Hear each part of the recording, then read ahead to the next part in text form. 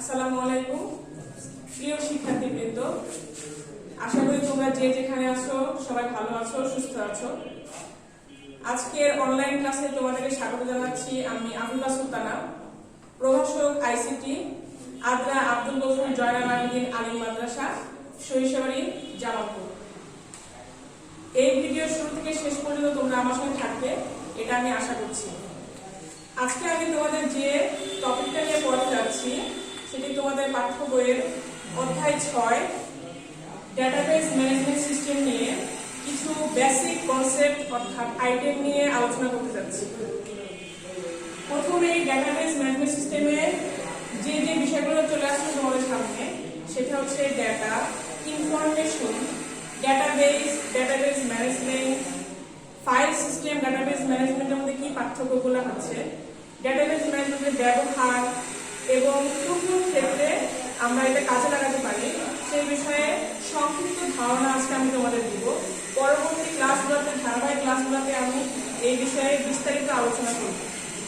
শুরুতে আমাদের কি টার্মটা আসছে ডেটা।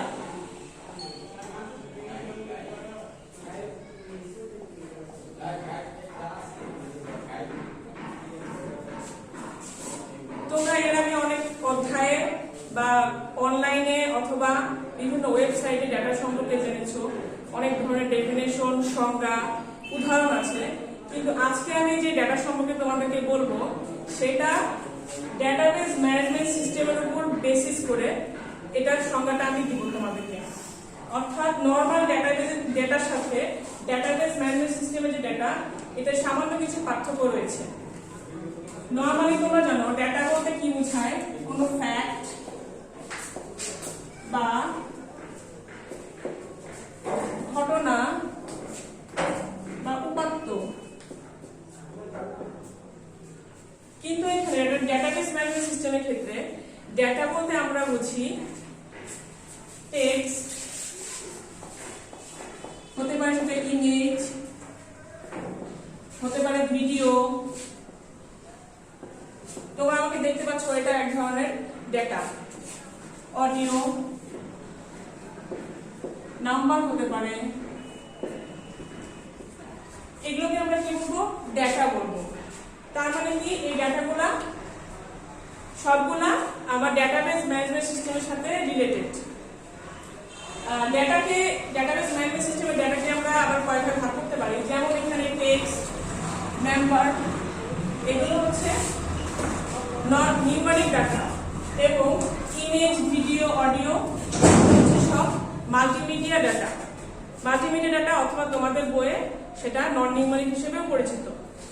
এছাড়া আরেক ধরনের তোমাদের ডাটার সঙ্গে আলোচনা করা হয়েছে বইয়ে, সেটা হচ্ছে বুলিয়ান অথবা লজিক্যাল ডাটা।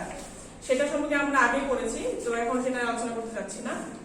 এরপরে আমাদের পরবর্তী যে আইটেম সেটা হচ্ছে ডেটাবেস।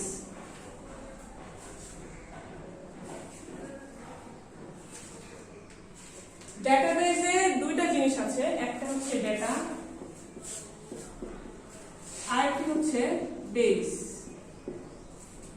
ডেটা মানে তোমরা আগে জেনেছো যে উপাত্ত অথবা ঘটনা, এবং বেস বলতে এখানে যেটা বোঝানো হচ্ছে সেটা হচ্ছে ভিত্তি অথবা সমাবেশ। তার মানে তোমাদের আক্ষরিক অর্থ থেকে মনে হচ্ছে যে ডেটাবেস বলতে এমন কোন স্টোরেজ বা সমাবেশ হবে যেখানে ডেটা, বিভিন্ন ধরনের ডেটা থাকতে পারে, কিন্তু সবগুলো ডেটা স্টোরেজে কিন্তু আমার ডেটাবেস হবে না। তার মানে এখানে কি কি থাকছে,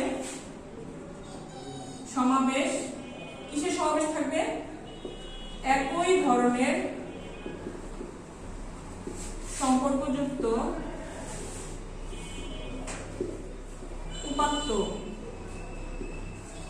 উপাত্ত অথবা ঘটনা।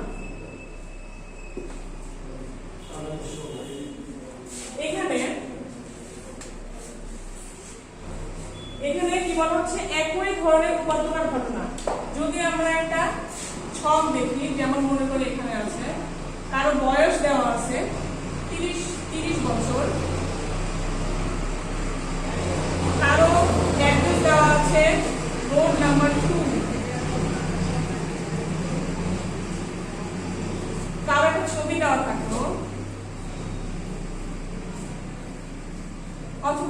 এখানে সংখ্যা দেওয়া থাকলো, নাম্বার দেওয়া থাকলো 0 2। এখানে ডাটাগুলো কি বিচ্ছিন্নভাবে অবস্থান করছে, বাট এটা কিন্তু স্টোরেজ অফ ডাটা, বাট এটা কখনোই আমরা বলবো না এটা ডেটাবেস, কারণ এখানে কোনো সংগতিপূর্ণ তাদের মধ্যে কোনো সম্পর্ক নেই। ডেটাবেস তখনই হবে যখন এই স্টোরেজ অফ ডাটাগুলোর মধ্যে পরস্পর সম্পর্কযুক্ত ভাবে তারা বিদ্যমান থাকবে। যেমন এই ডাটাগুলোকে যদি আমি সুন্দর করে সাজাই টেবিল আকারে, ID, name, age, address. ID যদি হয় 1, কারো আইডি নাম্বার হচ্ছে 1, নেম আমি বললাম x, এজ হচ্ছে 30, অ্যাড্রেস যদি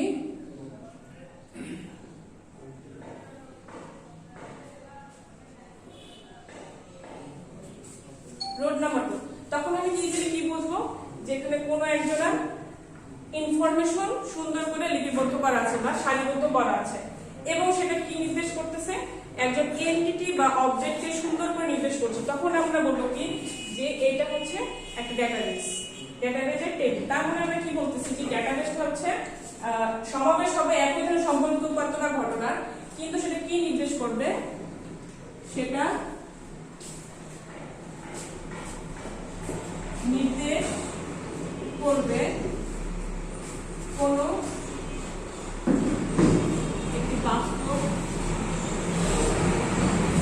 এন্টিটি বা অবজেক্টকে।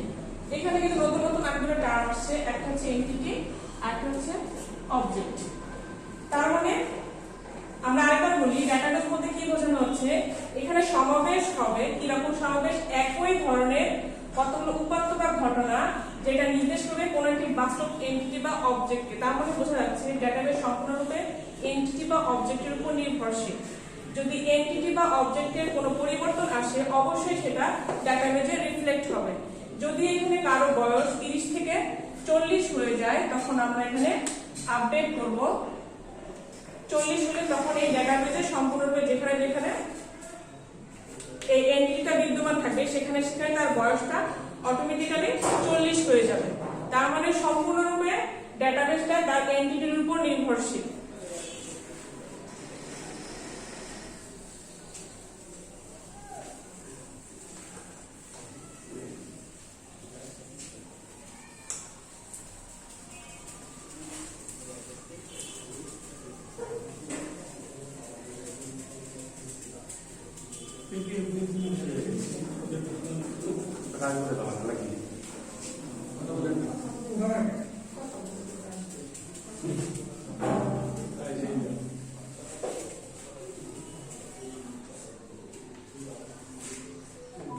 ডেটাবেজের পড়ানোর সময় আমি তোমাদের কতগুলো আইটেমের নাম বললাম বা উপাদানের নাম বললাম যেগুলো ডেটাবেজের সাথে সম্পূর্ণরূপে রিলেটেড। প্রথমে কি বলেছি, এন্টিটি,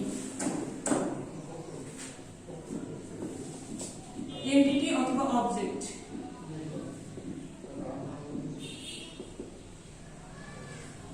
আমরা পূর্ববর্তী টেবিলে কি দেখেছিলাম, আমরা নতুন টেবিলটা আবার শুরু করি। এটাকে স্টুডেন্টের টেবিল যদি হয় সেখানে স্টুডেন্টের আইডি থাকবে, নেম থাকবে, অ্যাড্রেস থাকবে, তাদের ফোন নাম্বার থাকবে, তাদের ইমেজ থাকতে পারে,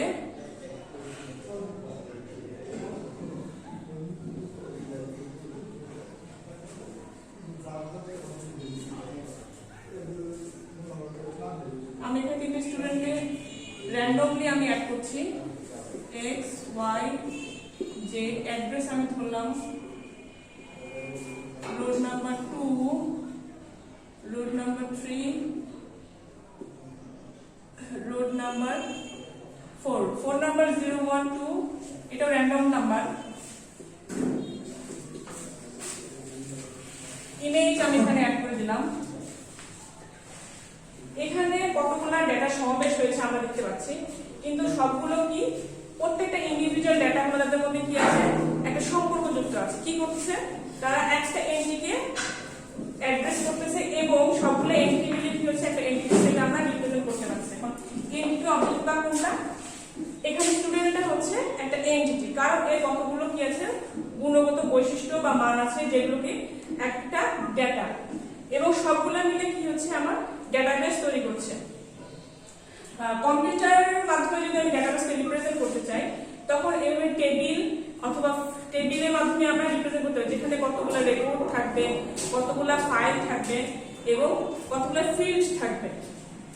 তো আমরা এন্টিটি বা অবজেক্ট বলতে কি বুঝতে পারছি, যে ডেটাবেজের যে নির্দিষ্ট বাস্তব এন্টিটিকে, যে জিনিস বস্তুকে নির্দেশ করছে সেটাকে আমরা কি বলছি এন্টিটি বা অবজেক্ট। এখানে স্টুডেন্ট হচ্ছে অবজেক্ট। এছাড়াও কি হতে পারে স্টুডেন্ট, টিচার, স্টাফ।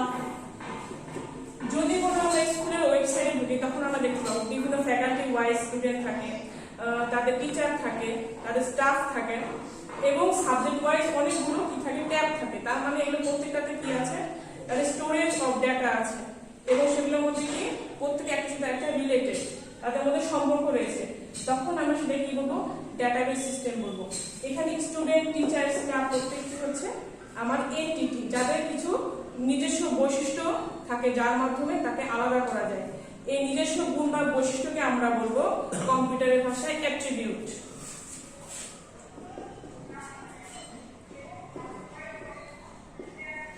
তার মানে কি বলবো আমরা এন্টিটির গুণগত মান বা বৈশিষ্ট্য। যেমন একটা স্টুডেন্টের নেম, তার অ্যাড্রেস নাম্বার, ফোন নাম্বার প্রত্যেকটা হচ্ছে এক একটি আমার অ্যাট্রিবিউট। অ্যাট্রিবিউট এবং ফিল্ড প্রায় কাছাকাছি মিল হয়। ফিল্ডটাকে বলতেছে যে ফিল্ডের আন্ডারে কি থাকছে একই ধরনের আমার একই ধরনের ভ্যালুগুলো থাকছে। যেমন আমরা কোন টেবিল যখন তৈরি করি তখন কি থাকে প্রথমটা আমরা হেডিং দিয়ে রাখি। হেডিং দেখলে আমরা কি বুঝি এখানে কি ধরনের ইনফরমেশন বা তথ্য আমাকে দেওয়া হয়েছে। যেমন আইডি এখানে 1 2 3 এটা হচ্ছে স্টুডেন্টের রোল নাম্বার হতে পারে, আইডি নাম্বার হতে পারে। তার মানে এই ফিল্ডটা দেখে আমি কি বুঝবো, যদি আমি এখানে যাই তাহলে বুঝবো যে এটা হচ্ছে স্টুডেন্টের রোল বা আইডি নাম্বার। এবং এই ধরনের কোনো নেম যদি দেখি তখন আমরা নাম যদি দেখি তখন আমরা বুঝবো যে এই ফিল্ড এটা হচ্ছে নেম এই ফিল্ডের আন্ডারে আছে। তার মানে এই উপরে যে রোটা আমরা দেখতে পাচ্ছি এটাকে আমরা কি বলবো ফিল্ড বলবো। এবং এক একটা হচ্ছে ফিল্ড, ফিল্ডের আন্ডারে কি আছে অনেকগুলো ভ্যালু দেওয়া আছে। এখন একটা এন্টিটির যে বিভিন্ন ফিল্ডের মধ্যে ডেটাগুলো আছে সেগুলো মিলে কি করতে পারবো ওই এন্টিটিকে আমরা খুঁজে পেতে পারবো। এই সম্পূর্ণ একটা টেবিলের মধ্যে এই এন্টিটির যে ডেটাগুলো আছে একটা কলাম বরাবর, এই কলাম বরাবর পুরো এই অ্যাকসেপ্ট কে আমরা বলবো রেকর্ড। 2 মিনিটে শেষ করব, 2 মিনিট সময়।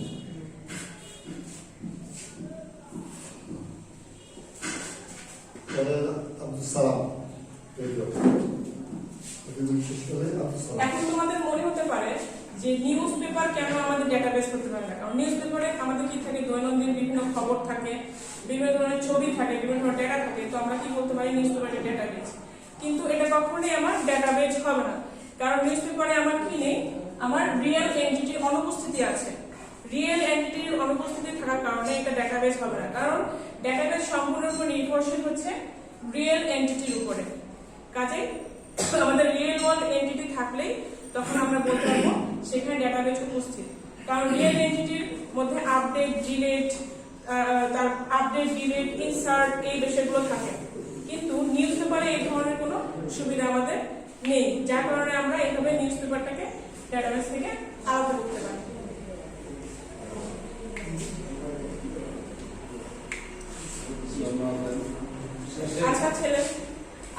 আচ্ছা প্রিয় শিক্ষার্থীবৃন্দ, আজকের ক্লাসটা এখানে সমাপ্তি করতে হচ্ছে আমাকে সময় স্বল্পতার জন্য। যদি তোমাদের কোনো প্রশ্ন থাকে বা জানার থাকে বা বুঝতে পারো না, তবে ভিডিও কমেন্ট বক্সে তোমরা কমেন্ট করতে পারো, অথবা তোমরা পার্সোনালি আমাকে ফোন করতে পারো। ফোন নাম্বার তোমাদের সবার কাছে দেওয়া আছে, অথবা তোমরা ফেসবুকে সরাসরি আমাকে ইনবক্স করতে পারো। যথাসাধ্য চেষ্টা করবো তোমাদেরকে অ্যান্সার দেওয়ার জন্য। তো আজকের মতো এই পর্যন্তই। পরবর্তী ধারাবাহিক ক্লাস মধ্যে তোমাদের ডেটাবেস নিয়ে ডিটেইলস আলোচনা করা হবে। ধন্যবাদ সবাইকে। Pues yo puedo vivir.